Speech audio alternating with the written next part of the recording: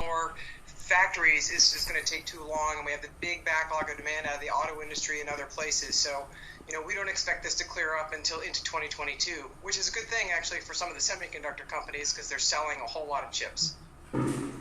So on that note, we've seen a big run-up in chip stocks. Do you think they can keep going higher, or is the run over? No, I think they can keep going higher. In fact, if you're real careful, we select individual stocks for our clients. Look at some of the opportunities out there now. Again, a month ago, we've seen about a 15% rise in Taiwan Semi and Texas Instruments, which we hold for clients. But, Qualcomm has only gone up about half that much. It's actually traded down from its peak. Taiwan Semi is down from its peak. There are good opportunities for investors to get into some of these stocks that have a really long tailwind because of all this pent-up demand and the new construction that's coming in the future. So good opportunities out there right now. So you've said Intel's manufacturing has really fallen off. They've been doubling down. What are the chances they get back to that leadership position? Who do they then take share from? What does it mean for an AMD? Well, I think as Pat Gelsinger has correctly pointed out, Intel definitely has some work to do to bring their manufacturing up to speed, up to the leading edge. And they recognize that. It's going to take them a number of years to do it. So, AMD, by outsourcing, has a continuing advantage. I think they continue to gain share in the data centers, in PCs. And so that's an opportunity. We'll see whether Intel's current plan really will work. It's sort of a stretch, though, to believe that a lot of their competitors are going to want to turn to Intel for manufacturing.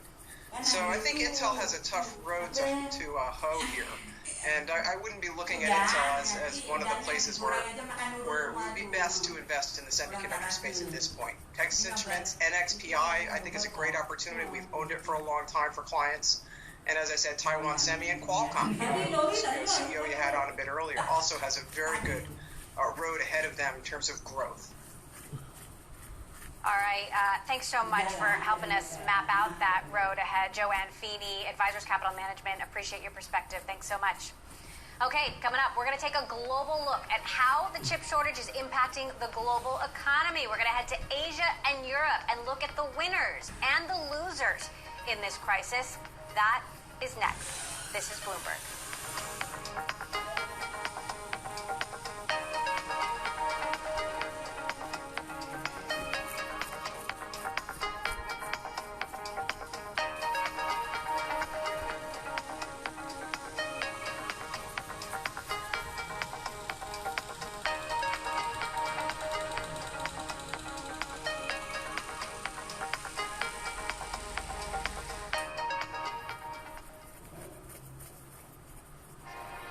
BSO Now is your online home for brand new Boston Symphony Orchestra and Boston Pops performances. Discover new releases each week that include behind-the-scenes storytelling with conductors including music director Andres Nelsons, guest composers and musicians, plus critically acclaimed archival concerts and more. Visit bso.org/now, where the music plays on. BSO season sponsored by Bank of America.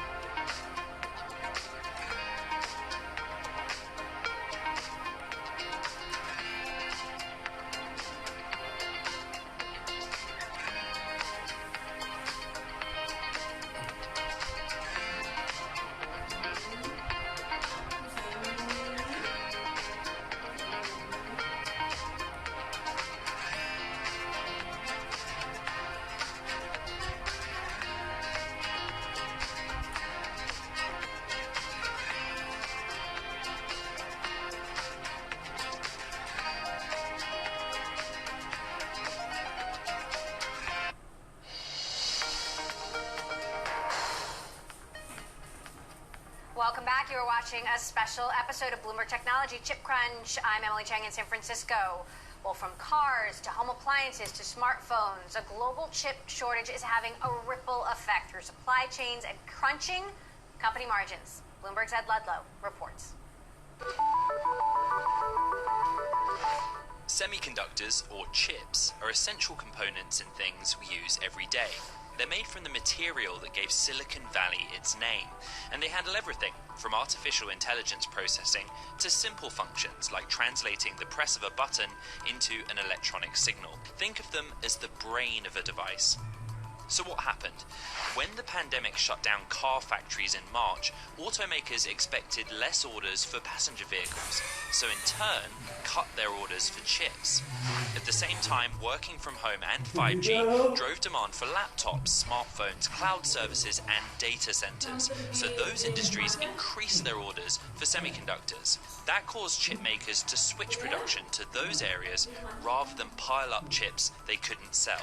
But what both car and computer companies didn't expect was a quick rebound in demand for their products. So here lies the problem. There's now not enough supply to meet demand, and building chip factories takes years and costs billions of dollars. The answer in the near term is nothing can be done in a grand way that can infuse supply. Supply expansion takes time, takes addition of new factories, addition of new capacity. How bad could it get? Chip shortages are expected to wipe out $61 billion of sales for automakers alone. And big chip makers like Qualcomm, NXP and Infineon say the auto industry isn't the only sector to get hurt. Games console makers say things will get worse before they get better, potentially impacting holiday sales. President Biden has signed an executive order to look into why the US is so reliant on overseas chip manufacturers like Taiwan's TSMC and South Korea's Samsung. Companies such as Qualcomm, AMD, Nvidia, all of these companies don't have factories of their own and rely on third-party manufacturers, and over the last decade or so have become extremely reliant on TSMC. So how long before supply meets up with demand? Well, it's a guessing game, but some analysts say we won't see signs of a turnaround until the second half of the year. Ed Ludlow, Bloomberg News, San Francisco. So, could we see a turnaround in the second half of the year? A full recovery in a few years? The outlook on that is mixed, but one thing is for sure, the demand for semiconductors around the world is soaring, and one industry being hit hard by the shortage is autos, with plants being idled while they wait for that one thing, chips. And remember, all it takes is one chip to prevent you from manufacturing an automobile or shipping a computer. What I'm seeing and talking to both the suppliers but also customers is it's a cycle that's going to go into next calendar year. The home is everything now, and people want all this digital capability in the home, which means the demand for chips is through the roof. I don't even think the manufacturers know the end of this story. It's a serious topic. The whole industry is affected. The capacity is too low for all players like automotive industry and consumer electronics. Industry which was even increasing last year in demand, in particular in the second quarter with all the lockdowns which happened in home office supplies. That's where the automotive industry was in a standstill.